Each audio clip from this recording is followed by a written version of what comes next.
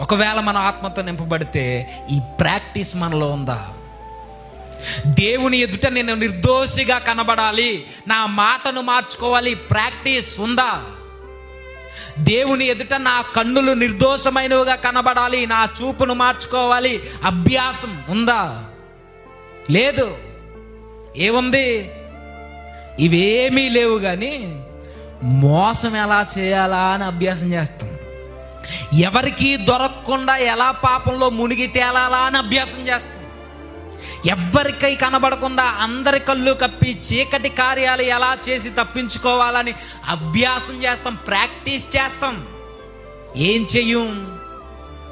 దేవుని ఎదుట నిర్దోషిగా కనబడడానికి పౌలు గారట, పౌలంతటి ఆయనే ఎవ్రీడే ఎల్లప్పుడూ అభ్యాసం చేస్తే మనం ఎంత తాపత్రయపడాలి ప్రభు ఎదుట నిర్దోషులుగా కనబడడానికి.